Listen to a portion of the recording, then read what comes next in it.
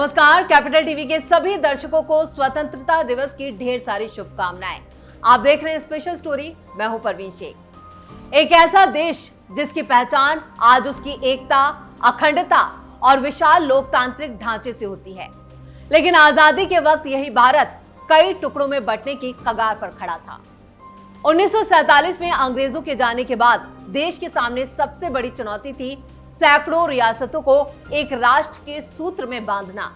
इस ऐतिहासिक जिम्मेदारी को निभाने में लौह पुरुष सरदार वल्लभ भाई पटेल की भूमिका निर्णायक रही। लेकिन सवाल उठता है, अगर उस वक्त सरदार पटेल नहीं होते तो क्या भारत का नक्शा आज जैसा है वैसा होता? क्या कई रियासतें अलग देश बन जाती? क्या देश के अंदर ही अलग अलग सीमाएं, अलग कानून और अलग व्यवस्थाएं बन सकती थी? क्या भारत की सुरक्षा, लोकतंत्र, अर्थव्यवस्था पर इसका बड़ा असर पड़ता? आज की स्पेशल स्टोरी में हम आंकड़ों और इतिहास के पन्नों के जरिए समझेंगे, अगर सरदार पटेल नहीं होते तो भारत की तस्वीर कितनी अलग हो सकती थी और कैसे एक नेता के फैसलों ने 565 से ज्यादा रियासतों को जोड़कर दुनिया के सबसे बड़े लोकतंत्र की नींव को मजबूत किया। इस पर देखते हैं पहले ये खास रिपोर्ट। 15 अगस्त 1947 भारत आजाद तो हुआ, लेकिन आजादी के साथ देश के सामने एक बड़ी चुनौती खड़ी थी। अंग्रेजों ने भारत छोड़ते वक्त एक ऐसा सवाल छोड़ दिया था जिसका जवाब देश के भविष्य को तय करने वाला था। सवाल था, क्या भारत एकजुट रहेगा या सैकड़ों टुकड़ों में बंट जाएगा? 1947 का भारत, ब्रिटिश भारत, 565 से ज्यादा रियासतें, अलग अलग राजा, अलग अलग फैसले। आज जिस भारत को हम एक मजबूत राष्ट्र के रूप में जानते हैं, उस भारत का नक्शा 1947 में इतना आसान नहीं था। देश में 565 से ज्यादा रियासतें थीं, जिनके शासकों को ये विकल्प मिला था कि वो भारत या पाकिस्तान में शामिल हों या फिर अपनी अलग राह चुनने की कोशिश करें। अगर एकीकरण नहीं होता तो अलग अलग रियासतें, अलग कानून, अलग प्रशासन, कमजोर राष्ट्रीय शक्ति।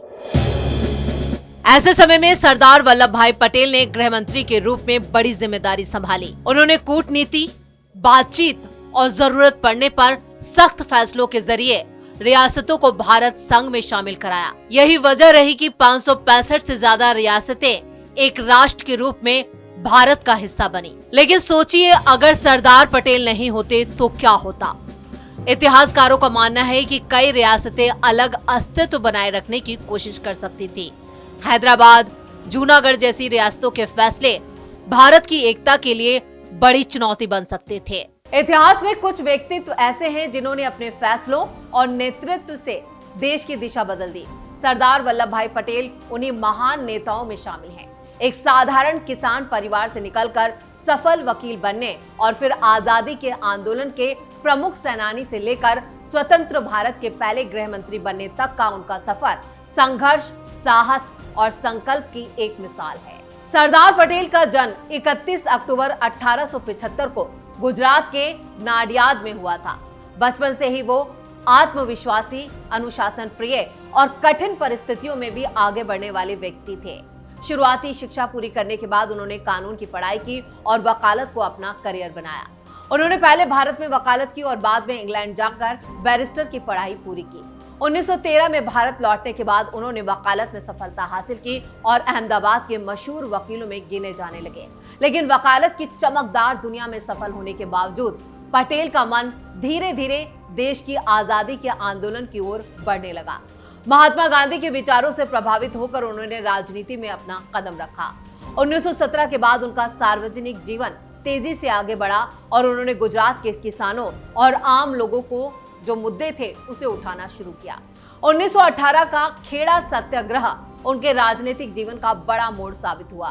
उन्होंने किसानों के अधिकारों के लिए अंग्रेजी सरकार के खिलाफ आंदोलन का नेतृत्व किया। इसके बाद 1928 का बारडोली सत्याग्रह उनकी नेतृत्व क्षमता की सबसे बड़ी परीक्षा थी।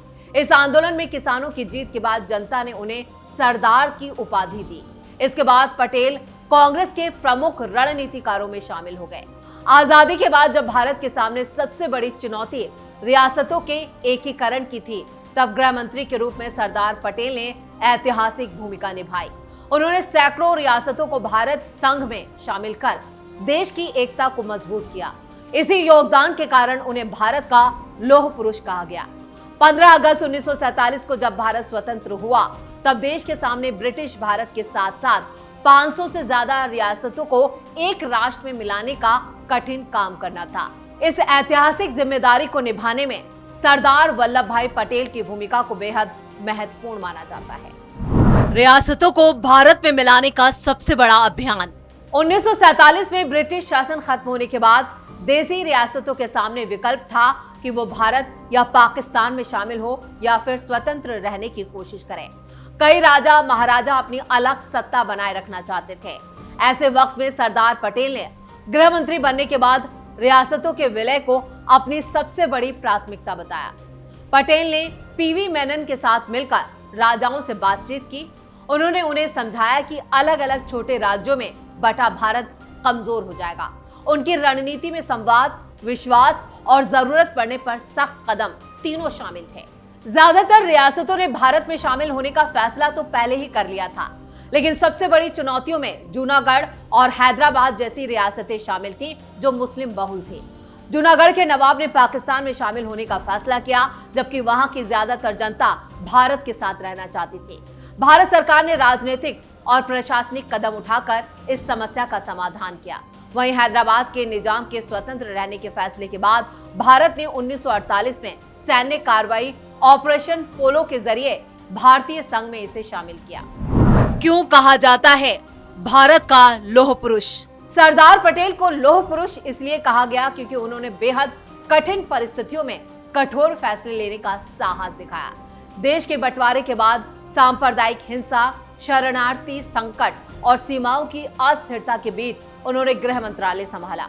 उनकी सोच साफ थी कि एक मजबूत केंद्र के बिना नया भारत कमजोर हो सकता है।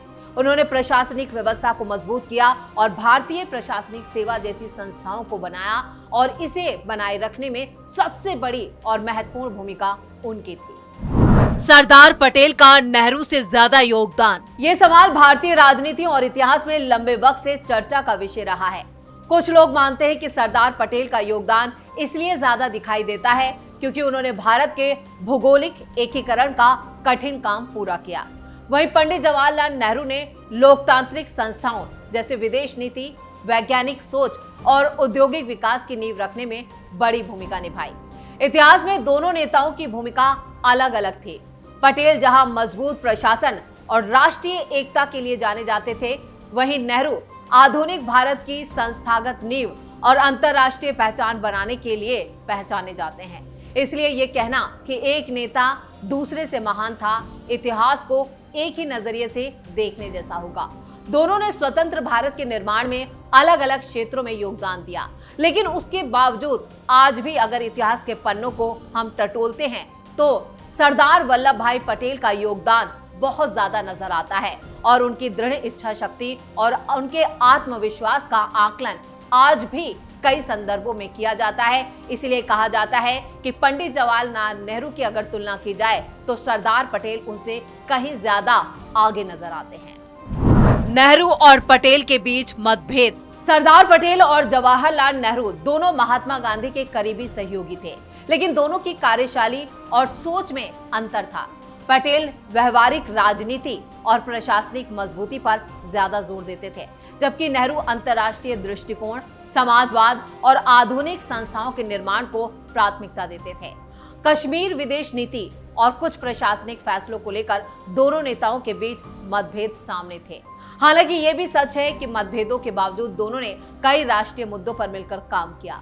1947 के बाद देश को चलाने के लिए नेहरू प्रधानमंत्री बने और पटेल उप प्रधानमंत्री बने और गृह मंत्री। लेकिन कहा यह जाता है कि उस वक्त भी जो महात्मा गांधी थे, उनकी पहली पसंद प्रधानमंत्री के तौर पर सरदार पटेल ही थे। दोनों नेताओं ने अपनी अपनी जिम्मेदारी निभाई। गृह मंत्री बनते ही पाकिस्तान को लेकर सख्त रुख। बंटवारे के बाद भारत और पाकिस्तान के रिश्ते बेहद तनावपूर्ण थे। लाखों लोग विस्थापित हुए थे और सीमाओं पर हिंसा जारी थी। ऐसे वक्त में सरदार पटेल ने राष्ट्रीय सुरक्षा को सर्वोच्च प्राथमिकता दी। उनका मानना था कि भारत को अपनी सुरक्षा और आंतरिक स्थिरता के लिए मजबूत फैसले लेने होंगे। उन्होंने पाकिस्तान से जुड़े कई मुद्दों पर कड़ा रुख अपनाया और देश की सुरक्षा व्यवस्था को मजबूत करने पर ध्यान दिया। हालांकि उस दौर के फैसले सिर्फ एक व्यक्ति के नहीं थे, बल्कि पूरी सरकार और परिस्थितियों को ध्यान में रखकर लिए गए थे। इतिहास में पटेल की विरासत। सरदार वल्लभ भाई पटेल का सबसे बड़ा योगदान भारत को राजनीतिक रूप से एकजुट करना माना जाता है। उन्होंने उस वक्त ऐसा काम किया जब देश बंटवारे के दर्द से गुजर रहा था और भविष्य अनिश्चित था। आज भी जब भारत की एकता, अखंडता की बात होती है तो सरदार वल्लभ भाई पटेल का नाम सबसे पहले लिया जाता है। उन्होंने दिखाया कि मजबूत इच्छा शक्ति, कूटनीति और राष्ट्र हित को प्राथमिकता देकर बड़ी से बड़ी चुनौती का सामना किया जा सकता है। सरदार पटेल और जवाहरलाल नेहरू दोनों स्वतंत्र भारत के निर्माण के प्रमुख स्तंभ थे। एक ने देश को जोड़ने का काम किया तो दूसरे ने उसे आधुनिक दिशा देने की कोशिश की। इतिहास में दोनों की भूमिका अलग अलग लेकिन महत्वपूर्ण स्थान रखती है। सरदार वल्लभ भाई पटेल की भूमिका, जिसे आज भी बहुत ही शिद्दत के साथ याद किया जाता है। तो ये थी हमारी स्पेशल स्टोरी। वीडियो आपको कैसा लगा कमेंट करके अपनी राय जरूर दें। वीडियो को लाइक करें, शेयर करें और कैपिटल टीवी को सब्सक्राइब जरूर करें। धन्यवाद।